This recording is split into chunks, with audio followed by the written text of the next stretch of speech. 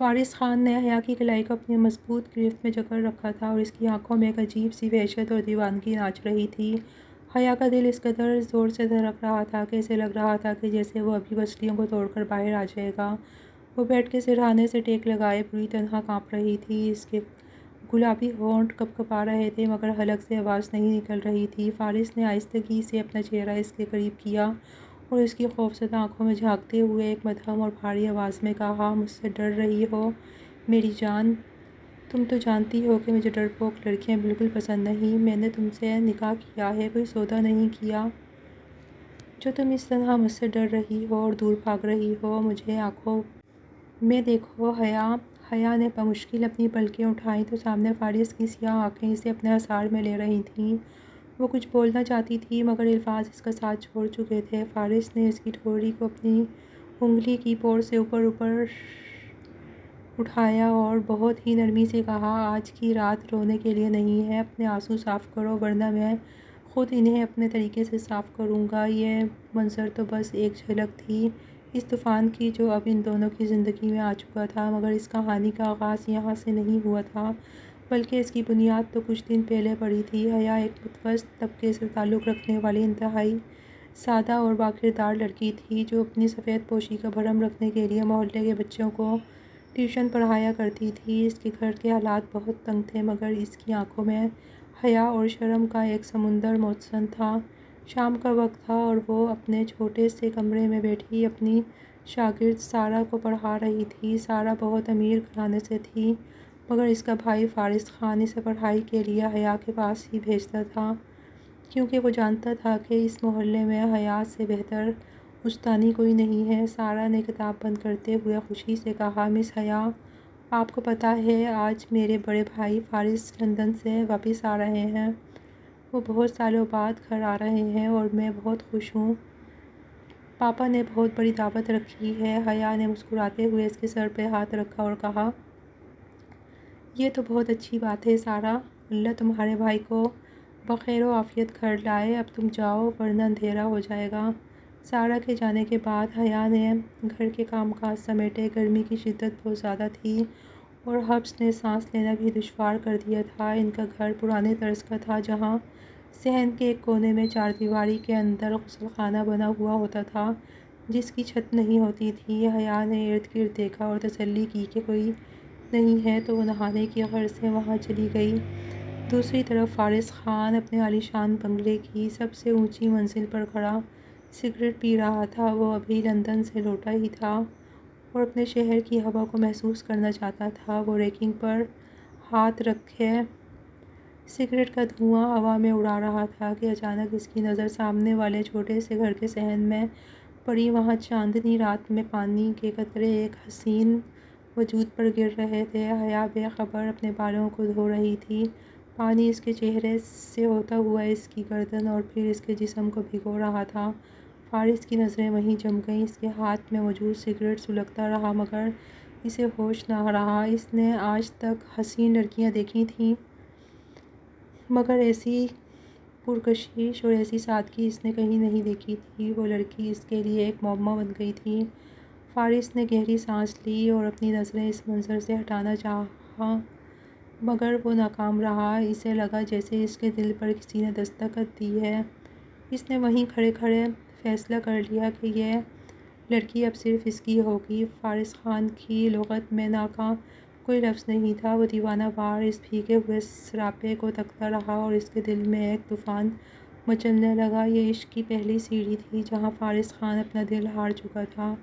اگلے دن کی دوپہر فارس خان اپنی سیاہ رنگ کی چمچماتی گاڑی میں سارہ کو لینے کے لیے حیا کے گھر کے باہر پہنچا۔ اس نے ہارن بجایا تو کچھ دیر بعد دروازہ کھلا۔ سارہ اپنا بیگ سنبھالتی ہوئی باہر آئی اور اس کے پیچھے حیا کھڑی تھی۔ حیا نے سر پر دوپٹہ اوڑھ رکھا تھا اور وہ سارہ کو الوداع کہنے دروازے تک آئی تھی۔ فارس نے گاڑی کا شیشہ نیچے کیا تو اس کی نظر سیدھی حیا کے چہرے پہ پڑی۔ یہ وہی چہرہ تھا، وہی معصومیت اور وہی آنکھیں جنہیں اس نے کل رات چاندنی میں بھیگتے ہوئے دیکھا تھا۔ فارس کے دل کی دھڑکن ایک لمحے کے لیے تھم گئی۔ اسے یقین ہو گیا کہ وہ رات والا حسین سراپا اسی لڑکی کا تھا۔ حیا نے جیسے ہی سامنے گاڑی میں بیٹھے اجنبی کو اپنی طرف ٹکی باندھتے ہوئے دیکھا تو وہ گھبرا کر فوراً پیچھے ہٹی اور دروازہ بند کر لیا۔ فارس کے لبوں پر ایک معنی خیز مسکراہٹ بکھر گئی۔ اس نے سارا کو گاڑی میں بٹھایا اور ڈرائیونگ سیٹ پر بیٹھے بیٹھے ہی فیصلہ کر لیا کہ اب دیر کرنے کا کوئی جواز نہیں ہے۔ اس نے گاڑی گیئر میں ڈالی اور دل ہی دل میں کہا، تم مجھ سے نہیں چھپ سکتی حیا، اب تم فارس خان کی ہو اور یہ فیصلہ آسمانوں پر ہو چکا ہے۔ اسی شام حیا کے گھر میں ایک عجیب ہلچل مچی ہوئی تھی۔ محلے کی ایک بی بی جو رشتے کرواتی تھی وہ فارس خان کے گھر کا رشتہ لے کر آئی تھی۔ حیا کے ماں باپ تو جیسے حیرت اور خوشی سے دیوانے ہو رہے تھے، اتنی دولت اور اتنا بڑا نام ان کے وہم و گمان میں بھی نہیں تھا۔ حیا کمرے کے پردے کے پیچھے کھڑی یہ سب سن رہی تھی اور اس کا رنگ زرد پڑ رہا تھا۔ جیسے ہی مہمان گئے وہ تیزی سے باہر آئی اور اپنی ماں کے سامنے کھڑی ہو گئی۔ اماں، یہ آپ لوگ کیا کر رہے ہیں؟ آپ نے ہاں کیسے کر دی؟ آپ جانتے ہیں کہ وہ لوگ کون ہیں؟ وہ محلوں میں رہنے والے لوگ ہیں اور ہم جھونپڑیوں میں رہنے والے، ہمارا ان سے کوئی جوڑ نہیں ہے۔ حیا کی اماں نے غصے سے اسے دیکھا اور کہا، تمہارا دماغ تو خراب نہیں ہو گیا حیا؟ اتنے بڑے گھر سے رشتہ آیا ہے اور تم نخرے کر رہی ہو۔ لوگ ترستے ہیں ایسی قسمت کے لیے۔ دولت دیکھ کر تو اچھوں کی رال ٹپک جاتی ہے اور تم ناشکری کر رہی ہو۔ حیا کی آنکھوں میں آنسو امڑ آئے۔ اس نے اپنے باپ کی طرف دیکھا جو خاموش بیٹھے تھے۔ بابا، آپ تو کچھ بولیں۔ وہ لوگ مجھے بیاہ کر نہیں لے جائیں گے بلکہ خرید کر لے جائیں گے۔ وہاں میری کوئی عزت نہیں ہوگی۔ وہ امیر لوگ ہیں بابا اور وہ غریب بہو کو جوتی کی نوک پر رکھتے ہیں۔ مجھے ذلیل کریں گے سب۔ مجھے ایسی جگہ شادی نہیں کرنی جہاں میری اپنی کوئی پہچان نہ رہے۔ میں وہاں نہیں رہ پاؤں گی۔ حیا کا باپ اٹھ کھڑا ہوا اور حیا کے کندھے پہ ہاتھ رکھ کر سختی سے بولا، بس حیا، بہت ہو گیا۔ میں زبان دے چکا ہوں، میری سفید داڑھی کا لحاظ کرو۔ ہم غریب ضرور ہیں مگر بغیرت نہیں ہیں کہ زبان دے کر مکر جائیں۔ فارس خان نے خود رشتہ بھیجا ہے اور یہ ہمارے لیے فخر کی بات ہے۔ تم وہاں راج کرو گی بیٹی۔ غربت کے طعنے نہیں ملیں گے تمہیں۔ مگر بابا، یہ زبردستی ہے۔ میرا دل نہیں مان رہا، میں ڈر رہی ہوں۔ حیا پلک پلک کر رونے لگی۔ ماں نے آگے بڑھ کر اسے بازو سے پکڑا اور جھنجھوڑ کر کہا، خبردار جو اب ایک لفظ بھی منہ سے نکالا۔ ہم نے جو فیصلہ کیا ہے وہ تمہاری بہتری کے لیے ہے۔ کل تمہارا نکاح ہے اور پرسوں رخصتی۔ خاموشی سے تیاری کرو اور ہمارے فیصلے پہ سر جھکا دو۔ حیا بے بسی سے اپنے ماں باپ کو دیکھتی رہ گئی۔ اسے لگا جیسے اس کے خواب، اس کی خواہشیں سب اس کے قدموں میں رونتی گئی ہوں۔ وہ روتی ہوئی اپنے کمرے میں بھاگی اور دروازہ بند کر لیا۔ وہ نہیں جانتی تھی کہ جس شخص نے رشتہ بھیجا ہے وہ وہی ہے جو اسے پانے کی دیوانگی پال چکا ہے۔ اسے صرف اتنا پتہ تھا کہ اس کے ماں باپ نے اسے دولت کی چمک دیکھ کر ایک انجانی آگ میں دھکیل دیا ہے۔ رات گہری ہو رہی تھی اور حیا جائے نماز پر بیٹھی رو رہی تھی، مگر باہر اس کے جہیز کی نہیں بلکہ اس کی قربانی کی تیاری ہو رہی تھی۔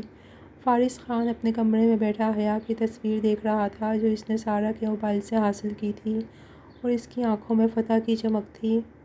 کل تم میرے پاس ہوگی حیا اور میں تمہارے سارے خدشات اپنی محبت سے مٹا دوں گا۔ فارس نے تصویر پر انگلی پھیرتے ہوئے سرگوشی کی۔ نکاح کے وہ بھارے الفاظ ادا کرنے کے بعد حیا اب فارس خان کے بیڈ روم میں موجود تھی۔ سرخ رنگ کا بھاری عروسی جوڑا اس کے وجود پر بہت جچ رہا تھا مگر اس کا دل کسی سوکھے پتے کی طرح کانپ رہا تھا۔ کمرے کی ہر چیز سے عمارت ٹپک رہی تھی مگر حیا کے لیے یہ کمرہ کسی قید خانے سے کم نہیں تھا۔ وہ سمٹ کر بیڈ کے ایک کونے میں بیٹھی تھی اور اس کی آنکھوں سے مسلسل آنسو جاری تھے۔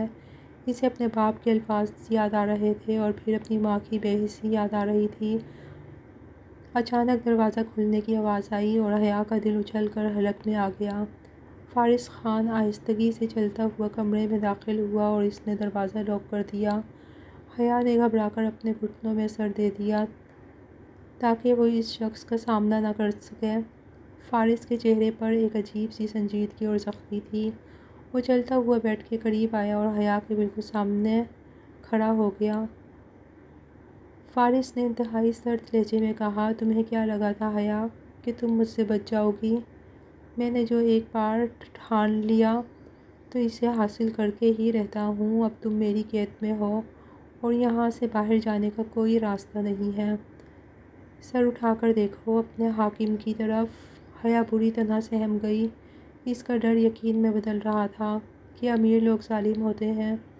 فارس نے دیکھا کہ وہ سر نہیں اٹھا رہی تو وہ جھکا اور حیا کے بازو کو اپنی مضبوط گرفت میں لے کر اسے سیدھا کیا۔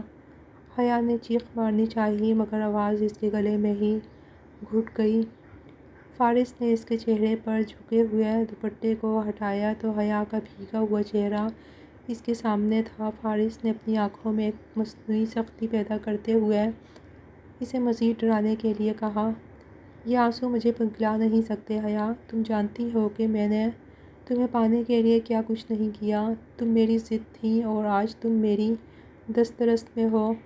میں جو چاہوں تمہارے ساتھ کر سکتا ہوں اور تمہیں روکنے کا کوئی حق نہیں ہے۔ حیا نے کانپتے ہوئے ہاتھوں کو جوڑا اور سسکتے ہوئے بولی، خدا کے لیے مجھے چھوڑ دیں، مجھ پر رحم کریں، میں آپ کے معیار کی نہیں ہوں۔ میرے ماں باپ نے مجھے آپ کے حوالے کر دیا مگر میرا دل نہیں مانتا۔ مجھے مت ستائیں، مجھے بہت ڈر لگ رہا ہے آپ سے۔ فارس نے اس کے خوفزدہ چہرے کو دیکھا۔ وہ واقعی بہت زیادہ ڈری ہوئی تھی۔ اس کا جسم لرز رہا تھا اور سانسیں بے ترتیب تھیں۔ وہ صرف شرما نہیں رہی تھی بلکہ وہ خوف سے ادھموئی ہو رہی تھی۔ فارس کو فوراً اپنی غلطی کا احساس ہوا۔ وہ تو بس اسے تھوڑا چھیڑنا چاہتا تھا مگر حیا اسے حقیقت سمجھ بیٹھی تھی۔ فارس کا رویہ فوراً بدل گیا۔ اس کی آنکھوں سے وحشت ختم ہو گئی اور اس کی جگہ بے پناہ محبت اور نرمی نے لے لی۔ اس نے حیا کے جوڑے ہوئے ہاتھوں کو اپنے ہاتھوں میں لیا اور نرمی سے انہیں چوما۔ فارس نے بیڈ پر اس کے قریب بیٹھتے ہوئے انتہائی دھیمے لہجے میں کہا، حیا میری طرف دیکھو، پلیز میری آنکھوں میں دیکھو۔ میں مذاق کر رہا تھا، میں تمہیں ڈرانا نہیں چاہتا تھا میری جان۔ میں کوئی درندہ نہیں ہوں جو تمہیں تکلیف دوں گا۔ حیا بھی ہچکیاں لے رہی تھی اور اسے یقین نہیں آ رہا تھا۔ فارس نے ہاتھ بڑھا کر اپنے انگوٹھے سے اس کے گالوں پر بہتے ہوئے آنسو صاف کیے اور اس کا چہرہ اپنے دونوں ہاتھوں کے پیالے میں بھر لیا۔ تم میری بیوی ہو حیا، کوئی خریدی ہوئی غلام نہیں ہو۔ میں نے تم سے نکاح کیا ہے، تم سے محبت کی ہے۔ میں تو بس تمہاری توجہ چاہتا تھا۔ مجھے معاف کر دو اگر میں نے تمہیں ڈرایا۔ میں مر جاؤں گا مگر تمہیں کبھی کوئی دکھ نہیں دوں گا۔ تم تو میری وہ دعا ہو جو برسوں بعد قبول ہوئی ہے۔ حیا نے فارس کی آنکھوں میں دیکھا جہاں اب صرف سچائی اور محبت تھی۔ فارس کی آواز کا زہر حیا کے خوف کو آہستہ آہستہ پگھلا رہا تھا۔ فارس نے اپنا ماتھا حیا کے ماتھے سے ٹکا دیا اور سرگوشی کی، مجھے ایک موقع دو حیا۔ میں تمہیں اتنی محبت دوں گا کہ تم ساری دنیا کے غم بھول جاؤ گی۔ بس مجھ پر بھروسہ کرو۔ حیا کی سسکیاں اب تھم چکی تھیں اور اس کے دل میں فارس کے لیے ایک انجانا سا احساس کروٹ لے رہا تھا۔ یہ رات خوف سے شروع ہوئی تھی مگر اب محبت کے سفر کا آغاز بن رہی تھی۔ فارس کی محبت بھری سرگوشی نے حیا کے دل سے خوف کے سائے کافی حد تک کم کر دیے تھے۔ وہ اب بھی اس کے سینے سے لگی بیٹھی تھی اور فارس کے ہاتھوں کا لمس اسے ایک عجیب سا تحفظ دے رہا تھا۔ کمرے میں خاموشی تھی مگر ان دونوں کی سانسوں کی آوازیں ایک دوسرے کو سنائی دے رہی تھیں۔ فارس نے محسوس کیا کہ حیا اس بھاری بھرکم عروسی جوڑے اور زیورات کے بوجھ تلے دبی ہوئی ہے اور پسینے کی ننھی بوندیں اس کی پیشانی پر چمک رہی ہیں۔ فارس نے نرمی سے اسے خود سے تھوڑا الگ کیا اور اس کی جھکی ہوئی پلکوں کو دیکھتے ہوئے بولا، تم اس لباس میں بہت تھک گئی ہو حیا۔ یہ زیورات تمہاری نزاکت پر بوجھ بن رہے ہیں۔ مجھے اجازت دو کہ میں تمہیں اس قید سے آزاد کروں۔ حیا نے گھبرا کر اپنی بڑی بڑی آنکھیں اٹھائیں اور نفی میں سر ہلاتے ہوئے پیچھے کھسکنے کی کوشش کی۔ نہیں میں خود کر لوں گی، آپ پلیز ادھر مت دیکھیں۔ فارس اس کی اس معصوم ادا پر مسکرا دیا۔ اس کی مسکراہٹ میں اب وہ وحشت نہیں تھی بلکہ ایک شوخ رنگ تھا۔ وہ آگے بڑھا اور حیا کے کان کے پاس جھک کر اپنی گرم سانسیں اس کی گردن پر چھوڑتے ہوئے بولا، تمہارا شوہر ہوں حیا، کوئی خیر نہیں۔ آج کی رات ہمارے درمیان کوئی پردہ نہیں ہونا چاہیے۔ اس سے پہلے کہ حیا کچھ اور بولتی، فارس نے اچانک اسے اپنی مضبوط باہوں میں اٹھا لیا۔ حیا کے منہ سے ہلکی سی چیخ نکلی اور اس نے بے اختیار اپنے دونوں ہاتھ فارس کی گردن میں ڈال دیے۔ حیا کا دل زور زور سے دھڑک رہا تھا کیونکہ فارس اسے لے کر سیدھا واش روم کی طرف بڑھ رہا تھا۔ فارس، یہ کیا کر رہے ہیں؟ مجھے نیچے اتاریں، حیا نے لرزتی ہوئی آواز میں کہا۔ فارس نے اس کی بات انسنی کر دی اور واش روم کا دروازہ پاؤں سے دھکیل کے کھولا۔ واش روم سنگ مرمر کا بنا ہوا تھا اور وہاں روشنی کا بہت خوبصورت انتظام تھا۔ فارس نے حیا کو شیشے کے سامنے کھڑا کیا جہاں ان دونوں کا عکس دکھائی دے رہا تھا۔ حیا شرم سے پانی پانی ہو رہی تھی جبکہ فارس کی نظریں شیشے میں حیا کے سراپے کا طواف کر رہی تھیں۔ فارس نے حیا کے کندھوں پر ہاتھ رکھا اور اس کی آنکھوں میں دیکھتے ہوئے وہ جملہ کہا جو حیا کو ہمیشہ یاد رہنے والا تھا۔ یہیں سے ہماری کہانی کا آغاز ہوا تھا حیا، وہ نہاتے ہوئے رقص کرتی لڑکی کے وہم و گمان میں بھی نہیں تھا کہ میں اسے پالوں گا۔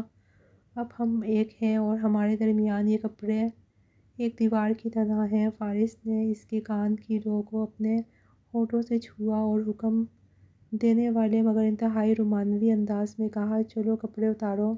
حیا کا چہرہ سرخ ہو گیا اور اس نے نظریں جھکا لیں۔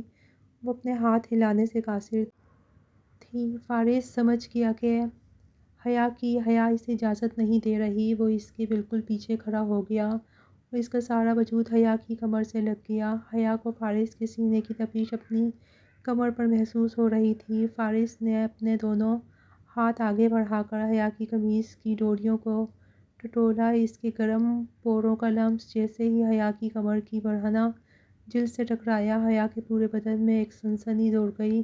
اس کے لبوں سے ایک بے ساختہ سسکی نکلی۔ آہ!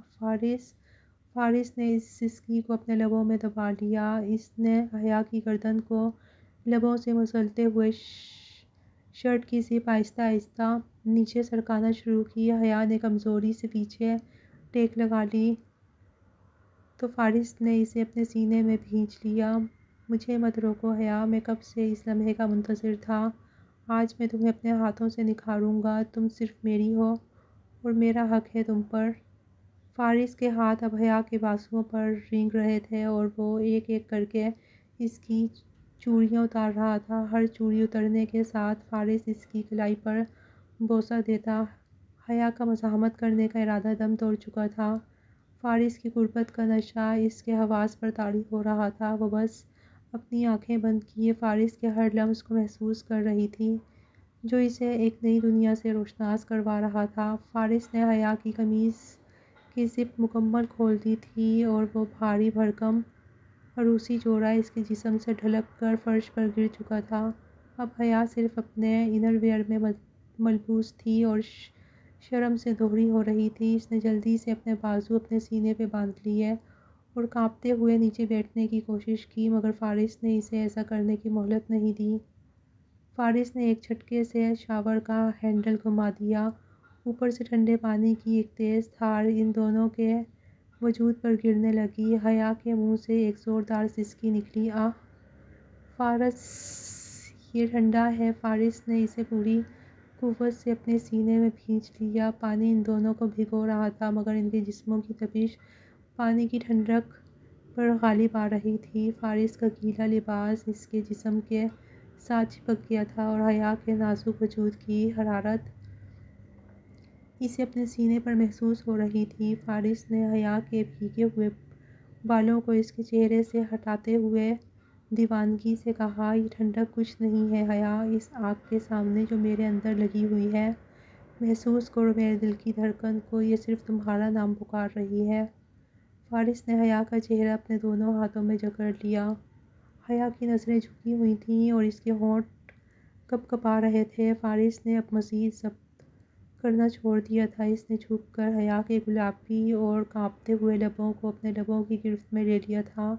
یہ ایک طویل اور جذباتی لمس تھا۔ حیا کا سانس رک سا گیا تھا۔ اس نے مزاحمت کرنے کے لیے اپنے ہاتھ فارس کے سینے پہ رکھے مگر فارس کی دھڑکنوں کی ترتیب سن کر اس کے ہاتھ وہیں جم گئے۔ فارس اسے دیوانہ وار چوم رہا تھا جیسے وہ برسوں کا پیاسا ہو اور آج اسے چشمہ مل گیا ہو۔ حیا کے لبوں سے نکلی ہوئی آہ فارس کے منہ میں ہی دب کر رہ گئی تھی۔ فارس نے اپنے ہونٹ حیا کی گردن کی طرف موڑ دیے۔ پانی کے قطرے حیا کی گردن سے لڑھکتے ہوئے نیچے جا رہے تھے اور فارس ان کا پیچھا کر رہا تھا۔ حیا نے بے اختیار اپنا سر پیچھے کی طرف لڑکھڑا دیا اور اپنی انگلیاں فارس کے گیلے بالوں میں گاڑ دیں۔ فارس میں حیا کی آواز لرز رہی تھی۔ فارس نے اس کی کمر کو اپنے بازوؤں کے حصار میں لیتے ہوئے اسے خود سے مزید قریب کیا۔ دونوں کے سینے ایک دوسرے کے ساتھ پیوست ہو چکے تھے، ہر سانس ایک دوسرے میں منتقل ہو رہی تھی۔ تم میری ہو حیا، صرف میری۔ آج اس پانی کے نیچے میں تمہیں یہ یقین دلانا چاہتا ہوں کہ میں تمہیں خود سے زیادہ چاہتا ہوں۔ فارس نے دوبارہ اس کے لبوں پر اپنے لب رکھتے ہوئے کہا۔ اس بار حیا نے بھی جواب دیا۔ اس نے ڈرتے ڈرتے اپنے بازو فارس کی گردن میں ڈال دیے۔ یہ اس کی طرف سے اجازت کا پہلا اشارہ تھا۔ فارس کو لگا جیسے اسے پوری دنیا کی دولت مل گئی ہو۔ اس نے حیا کو اپنی گود میں اٹھا لیا۔ حیا نے اپنی ٹانگیں اس کی کمر کے گرد لپیٹ لیں۔ شاور کا پانی مسلسل ان پر برس رہا تھا اور وہ دونوں دنیا و مافیہ سے بے خبر ایک دوسرے کی محبت میں کھوئے ہوئے تھے۔ کچھ دیر بعد فارس نے شاور بند کیا اور وہیں کھڑے کھڑے ایک بڑا تولیہ حیا کے گرد لپیٹ دیا۔ اس نے حیا کو نیچے نہیں اتارا بلکہ اسی طرح اٹھائے ہوئے بیڈ روم میں واپس لے آیا۔ بیڈ روم کی مدھم روشنی میں ماحول مزید سحر انگیز ہو گیا تھا۔ فارس نے حیا کو انتہائی نرمی سے بیڈ پر لٹایا۔ حیا کی آنکھیں اب بھی بند تھیں اور اس کا سینہ تیزی سے اوپر نیچے ہو رہا تھا۔ فارس نے جلدی سے اپنا گیلا لباس تبدیل کیا اور حیا کے پاس آ کر لیٹ گیا۔ اس نے حیا کو کھینچ کر اپنے پہلو میں کر لیا اور کمبل ان دونوں کے اوپر تان لیا۔ اندھیرے اور کمبل کی گرمائش میں فارس کے ہاتھ حیا کے جسم پر رینگنے لگے۔ حیا نے اپنا چہرہ فارس کے سینے میں چھپا لیا۔ مجھے اب بھی یقین نہیں آ رہا کہ آپ واقعی مجھ سے اتنی محبت کرتے ہیں، حیا نے مدھم آواز میں کہا۔ فارس نے اس کی پیشانی پر بوسہ دیا اور اس کا ہاتھ پکڑ کر اپنے دل پر رکھتے ہوئے بولا، یہ دھڑکن سن رہی ہو؟ یہ تب تک چلے گی جب تک تم میرے ساتھ ہو۔ آج کی رات ہماری محبت کی معراج ہے۔ آج تم مجھ سے کوئی پردہ نہیں رکھو گی۔ فارس ایک بار پھر حیا پر جھک گیا۔ اس نے حیا کے کان کی جو کو اپنے دانتوں سے ہلکا سا چھوا تو حیا کے جسم میں سنسنی دوڑ گئی۔ اس کے منہ سے بے اختیار آہ نکلی اور اس نے فارس کو زور سے جکڑ لیا۔ کمرے میں اب صرف ان کی مدھم سرگوشیاں اور محبت بھری سسکیاں گونج رہی تھیں۔ یہ دو اجنبی روحوں کا ملن تھا اب جو ایک ہو رہا تھا۔ صبح کی سنہری کرنیں کھڑکی کے پردوں سے چھن کر بیڈ پر پڑ رہی تھیں جہاں حیا فارس کے مضبوط بازوؤں کے حصار میں گہری نیند سو رہی تھی۔ رات کے خوبصورت اور تھکا دینے والے لمحات کے بعد ان کے چہرے پر ایک عجیب سا سکون اور معصومیت تھی۔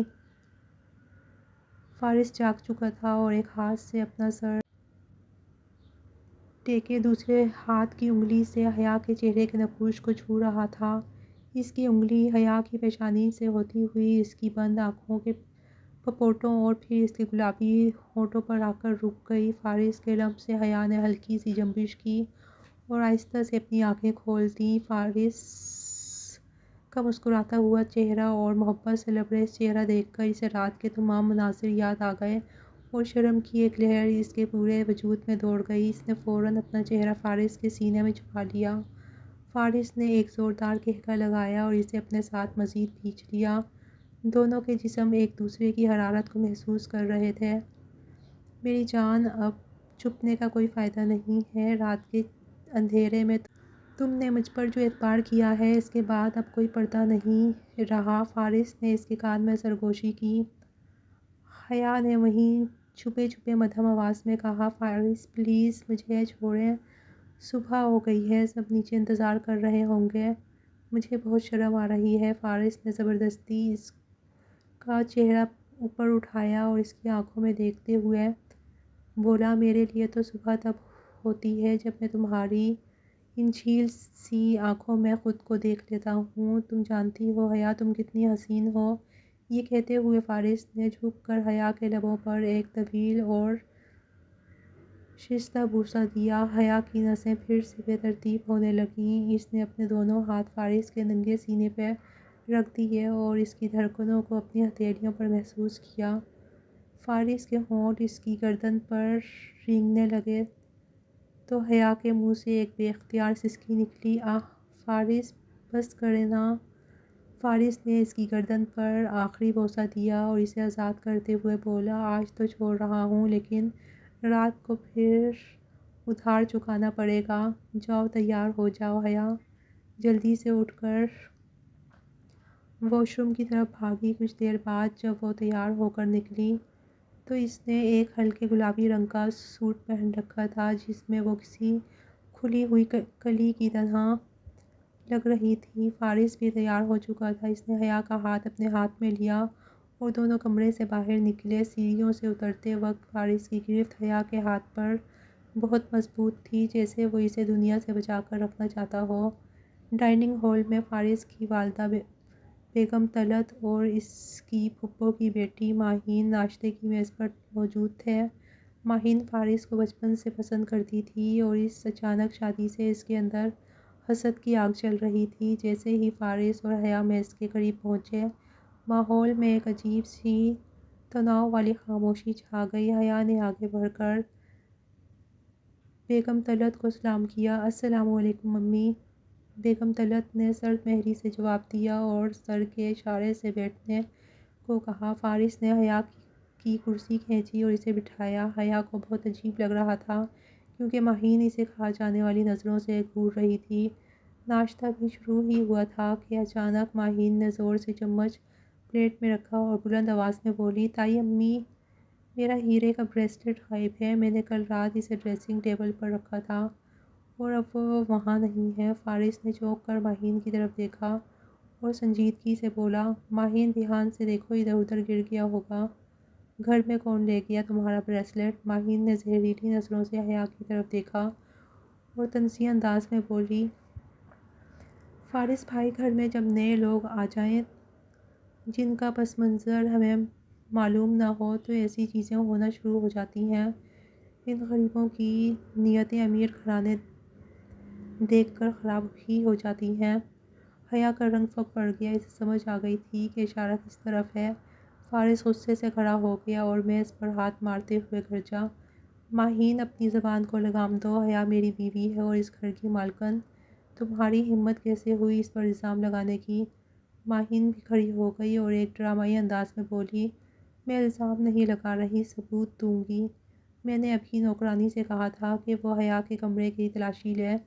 اسی وقت نوکرانی ڈرتے ڈرتے اندر داخل ہوئی اور اس کے ہاتھ میں ماہین کا بریسلیٹ تھا۔ بی بی جی، یہ چھوٹے صاحب کے کمرے میں بیگم صاحبہ کے پرس سے ملا ہے۔ یہ سنتے ہی کمرے میں موت کا سا سناٹا چھا گیا۔ حیا کی آنکھیں پھٹی کی پھٹی رہ گئیں۔ وہ بے یقینی سے کبھی نوکرانی کو دیکھتی اور کبھی فارس کو۔ اس کے وہم و گمان میں بھی نہیں تھا کہ اس پر چوری کا اتنا گھٹیا الزام لگے گا۔ بیگم طلعت نے حقارت سے حیا کو دیکھا اور بولی، یہ ہے تمہاری پسند فارس؟ یہ چور لڑکی کو تم ہمارے سر پر بٹھا لائے ہو۔ اس نے پہلے ہی دن ہمارے ناک کٹوا دی۔ حیا روتے ہوئے اپنی کرسی سے اٹھی اور فارس کے بازو کو پکڑ کر تڑپتے ہوئے بولی، نہیں فارس، یہ جھوٹ ہے، خدا کی قسم میں نے کچھ نہیں کیا۔ مجھے نہیں پتا یہ میرے پرس میں کیسے آیا، میرا یقین کریں فارس۔ فارس بالکل ساکت کھڑا تھا۔ اس کے چہرہ غصے سے لال ہو رہا تھا اور جبڑے بھینچ رہے تھے۔ ماہین کے لبوں پر ایک فاتحانہ مسکراہٹ تھی جبکہ حیا کی آنکھوں سے آنسوؤں کا سیلاب جاری تھا۔ حیا کو لگا کہ شاید فارس اب اسے دھکا دے گا کیونکہ ثبوت اس کے خلاف تھے۔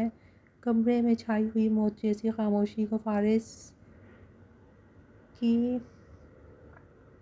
کڑکدار آواز نے توڑا۔ اس نے جھٹکے سے اپنا بازو حیا کی گرفت سے چھڑایا۔ حیا کا دل ٹوٹ گیا کہ شاید فارس نے اسے دھتکار دیا ہے، مگر اگلے ہی لمحے فارس نے اپنا بازو حیا کے کندھے کے گرد لپیٹ کر اسے اپنے سینے کے ساتھ بری طرح جکڑ لیا۔ فارس کی آنکھوں میں خون اتر آیا تھا اور اس کا رخ سیدھا ماہین کی طرف تھا۔ تم نے کیا سمجھا تھا ماہین، کہ تم اتنا گھٹیا ڈرامہ رچاؤ گی اور میں اپنی بیوی پر شک کروں گا؟ فارس کی آواز میں ایسی دھار تھی کہ ماہین اور طلعت بیگم دونوں اپنی جگہ سہم گئیں۔ ماہین نے ہکلاتے ہوئے کہا، فارس بھائی، ثبوت آپ کے سامنے ہے، یہ نوکرانی بکواس بند کرو۔ فارس نے میز پر پڑا کانچ کا گلاس اٹھا کر دیوار پر دے مارا، جو ٹکڑے ٹکڑے ہو کر بکھر گیا۔ حیا ڈر کے مارے فارس کے سینے میں مزید سمٹ گئی۔ فارس نے جیب سے اپنا موبائل نکالا اور اس کی اسکرین ماہین اور اپنی ماں کے سامنے کی۔ یہ دیکھو، کل ہی میں نے گھر کی سیکیورٹی کے لیے کوریڈور میں کیمرے لگوائے تھے۔ اس ویڈیو میں صاف نظر آ رہا ہے کہ جب میں واش روم میں تھا اور حیا سو رہی تھی تو تم چوروں کی طرح ہمارے کمرے میں داخل ہوئیں اور 2 منٹ بعد خالی ہاتھ باہر نکلیں۔ تم بریسلیٹ رکھنے کی گئی تھیں تاکہ میری نظروں میں حیا کو گرا سکو۔ ماہین کا رنگ ہلدی کی طرح زرد ہو گیا۔ اس کا جھوٹ اتنی جلدی اور اتنی بری طرح بے نقاب ہو چکا تھا۔ بیگم طلعت نے شرمندگی سے سر جھکا لیا۔ فارس نے نفرت سے ماہین کو دیکھا اور کہا، تمہیں شرم آنی چاہیے ماہین، تم نے ایک معصوم لڑکی کی عزت اچھالنے کی کوشش کی ہے۔ حیا میری بیوی ہے اور میری غیرت ہے، اس پر لگا ہر الزام مجھ پر لگا ہے۔ دفع ہو جاؤ میری نظروں کے سامنے سے، ورنہ میں بھول جاؤں گا کہ تم میری کزن ہو۔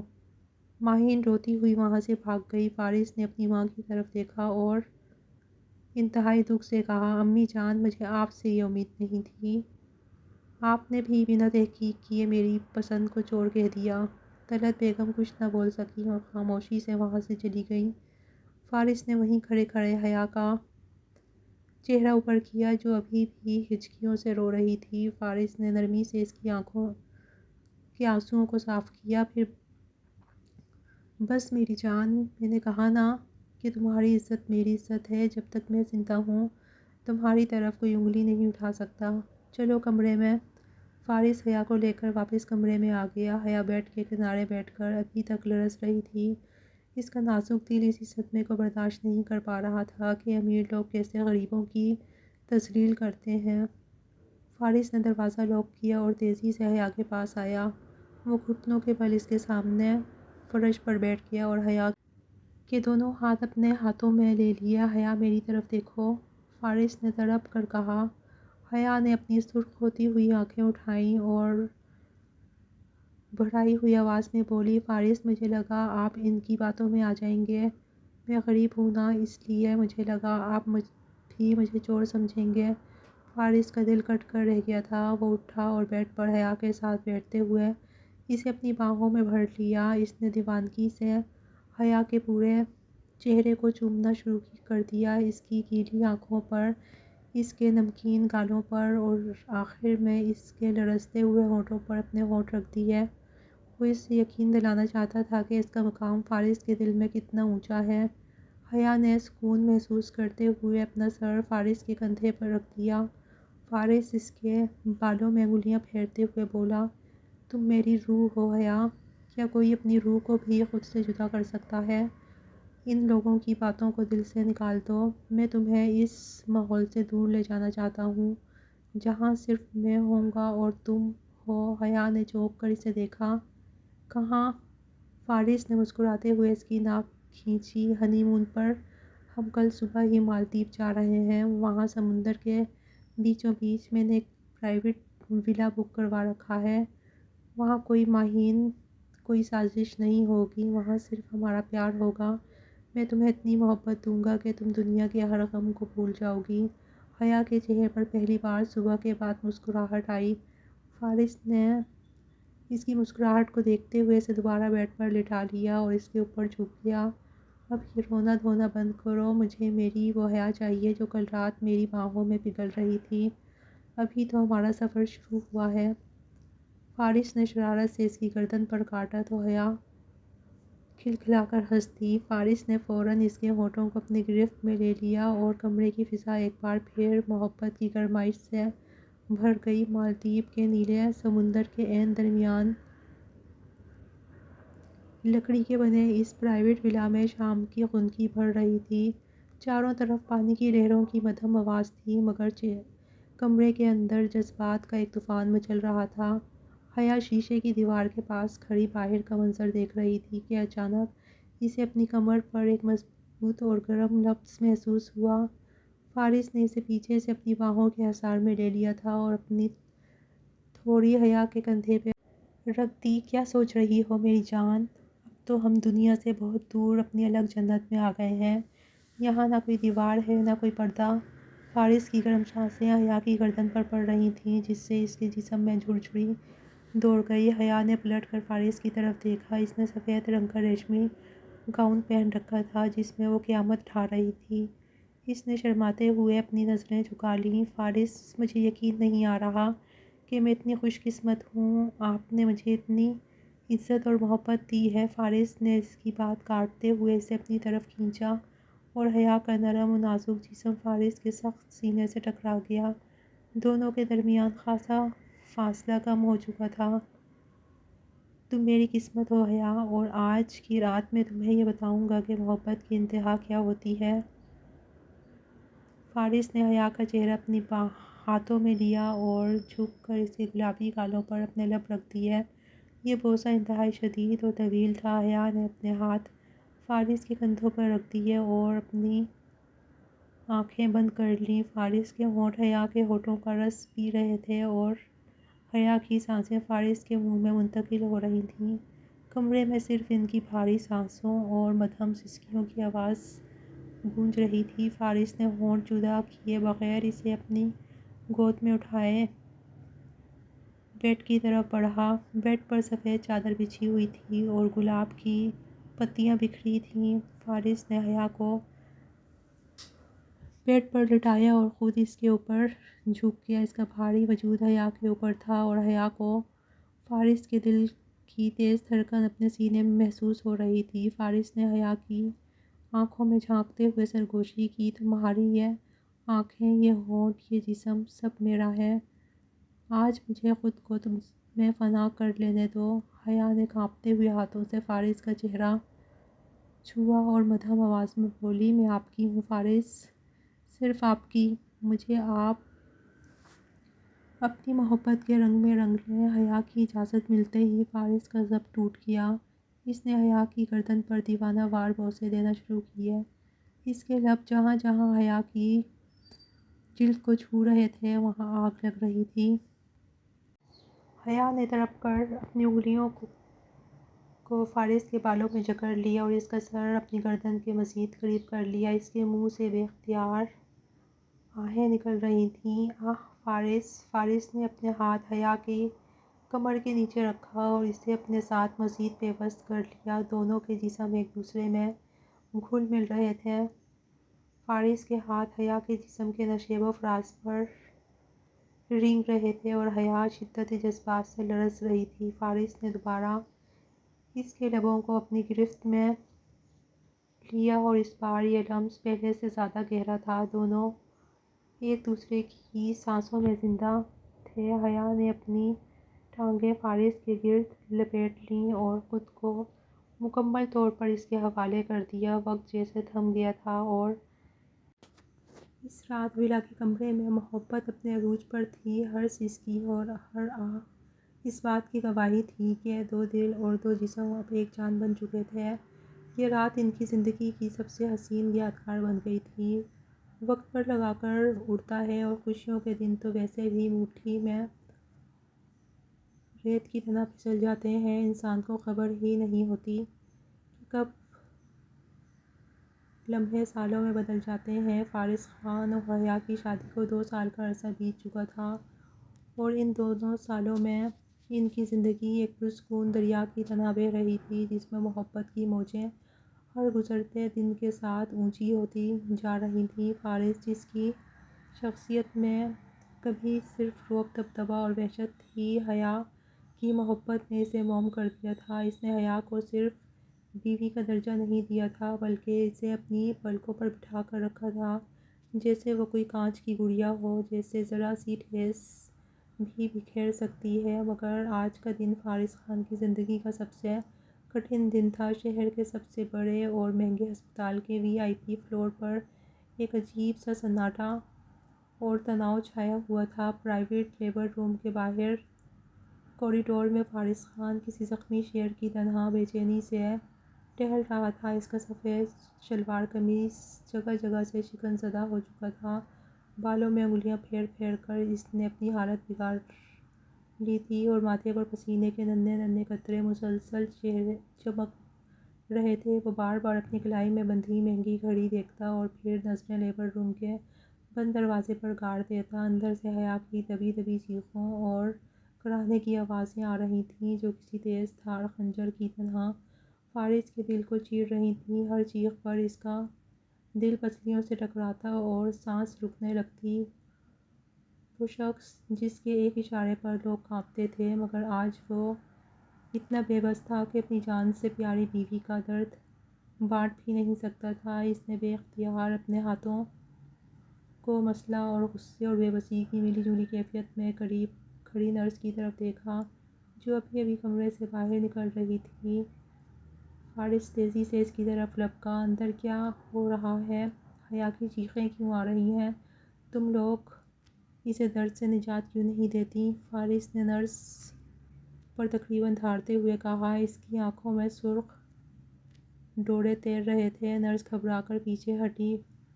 فارس صاحب پلیز آپ حوصلہ رکھیں، یہ نارمل پروسیس ہے۔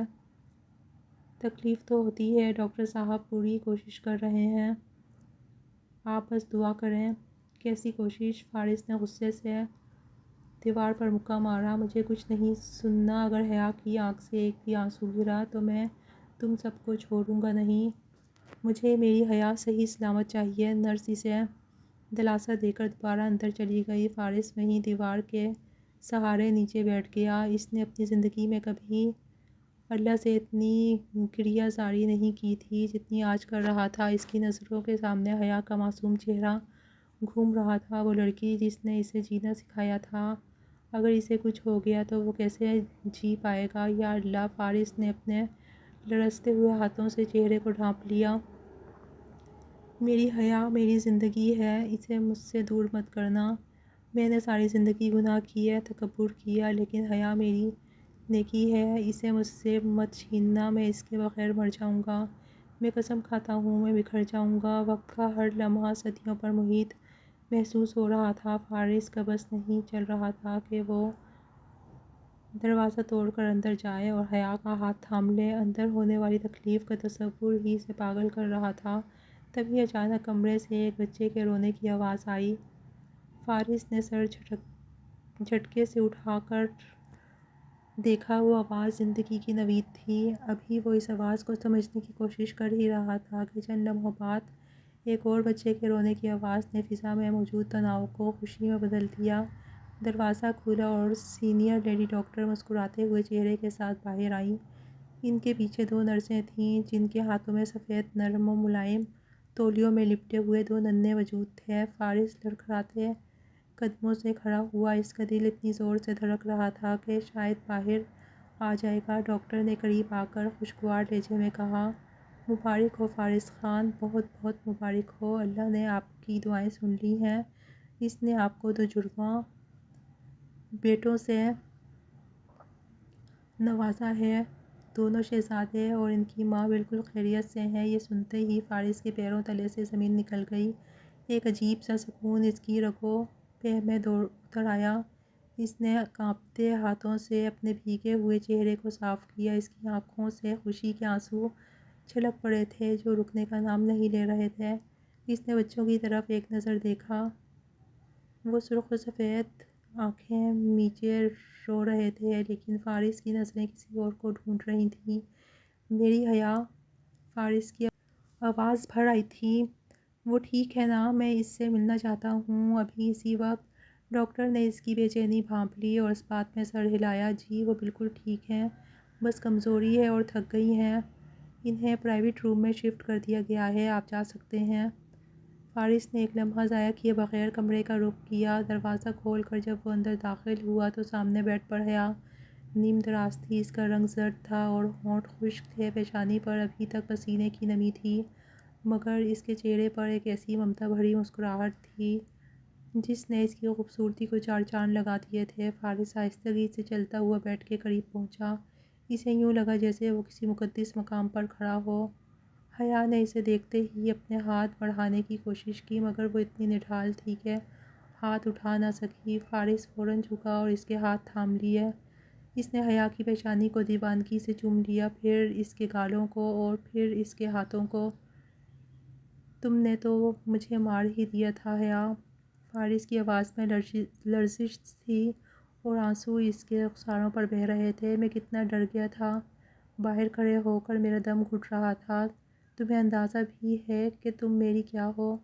اگر تمہیں خراش بھی آ جائے تو میری جان نکل جاتی ہے۔ حیا نے کمزوری سے اپنی انگلیاں فارس کے گھنے بالوں میں پھیریں۔ اس کی آنکھوں میں بھی نمی تیر رہی تھی۔ میں آپ کو چھوڑ کر کہیں نہیں جا سکتی فارس۔ آپ کی محبت کی زنجیریں اتنی مضبوط ہیں کہ موت بھی مجھے آپ سے دور نہیں لے جا سکتی۔ اس نے بہت دھیمی آواز میں کہا۔ مجھے پتہ تھا آپ باہر کھڑے ہیں، میرے لیے دعا کر رہے ہوں گے۔ آپ کی دعائیں ہی تو مجھے واپس لائی ہیں۔ فارس نے اس کے ہاتھ کو اپنے گال سے لگایا۔ آج کے بعد تم مجھے کبھی ایسے نہیں ڈراؤ گی، وعدہ کرو۔ حیا مسکرا دی۔ وعدہ؟ لیکن پہلے ذرا ہمارے شہزادوں کو تو دیکھیں۔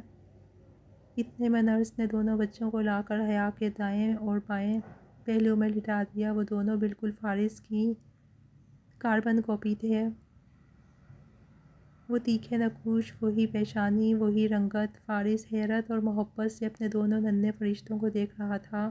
اسے یقین نہیں آ رہا تھا کہ یہ اس کا خون ہے، اس کی اور حیا کی محبت کی نشانی۔ فارس نے جھک کر باری باری دونوں بچوں کے ماتھوں پر نرمی سے بوسہ دیا۔ ایک عجیب سا احساس سے تفخر اور ذمہ داری اس کے اندر جاگ اٹھی تھی۔ یہ بالکل تم پر گئے ہیں فارس، حیا نے شرارت سے کہا۔ دیکھیں تو صحیح، ان کی بھویں بالکل آپ جیسی ہیں، غصے والی۔ فارس ہنس پڑا۔ اس کی ہنسی میں اب زندگی کی چمک تھی۔ اس نے حیا کو اور بچوں کو اپنی باہوں کے حصار میں لے لیا۔ یہ ایک مکمل تصویر تھی۔ فارس نے حیا کی آنکھوں میں گہرائی تک دیکھتے ہوئے جذبات سے بھرپور لہجے میں کہا، آج تم نے میری محبت مکمل کر دی حیا۔ مجھے وہ رات یاد آ رہی ہے جب میں نے پہلی بار تمہیں چاندنی رات میں بارش میں نہاتے ہوئے دیکھا تھا۔ اس وقت میرے دل میں صرف تمہیں پانے کی ضد تھی، ایک جنون تھا، لیکن آج اس جنون کی جگہ ایک سکون نے لے لی ہے۔ وہ لڑکی جس پر میں دل ہار بیٹھا تھا، آج وہ میرے بچوں کی ماں ہے، میرے گھر کی عزت ہے۔ یہ سفر ایک خواب کی طرح لگتا ہے اور میں اس خواب سے کبھی جاگنا نہیں چاہتا۔ حیا کی آنکھوں میں آنسو آ گئے۔ اس نے اپنا سر فارس کے سینے پہ رکھ دیا، جہاں اس کے دل کی دھڑکن اب پرسکون تھی، اور وہ اجنبی، وہ مغرور فارس خان جس نے زبردستی مجھ سے رشتہ جوڑا تھا، جس سے میں خوف کھاتی تھی، آج وہ میری کل کائنات بن چکا تھا۔ آپ نے مجھے وہ خوشیاں دی ہیں جن کا میں تصور بھی نہیں کر سکتی تھی۔ آپ نے میرے کانٹوں بھرے دامن کو پھولوں سے بھر دیا۔ فارس نے حیا کا چہرہ اوپر کیا۔ اس کی آنکھوں میں ابھی بھی وہی حیا اور شرم تھی جو پہلی ملاقات میں تھی۔ تم میری قسمت ہو حیا، میرا مان ہو، اور میں وعدہ کرتا ہوں کہ ان بچوں کو اور تمہیں کبھی کسی غم کا سایہ بھی نہیں چھونے دوں گا۔ ہم دونوں مل کر انہیں ایک بہترین زندگی دیں گے۔ حیا نے مسکراتے ہوئے اس بات میں سر ہلا دیا۔ انشاءاللہ۔ فارس نے جھک کر حیا کے لبوں پر ایک محبت بھرا اور طویل بوسہ ضبط کیا۔ کمرے کی فضا میں بچوں کی ہلکی ہلکی کلکاریاں گونجنے لگیں اور ان دونوں کی سانسیں ایک ہو گئی تھیں۔ کھڑکی سے باہر سورج ڈوب رہا تھا، لیکن ان کی زندگی کا سورج پوری آب و تاب سے طلوع ہو چکا تھا۔ یہ ایک کہانی کا اختتام نہیں تھا، بلکہ خوشحال کہانی کا خوبصورت آغاز تھا، جہاں اب صرف محبت اور مسکراہٹیں تھیں۔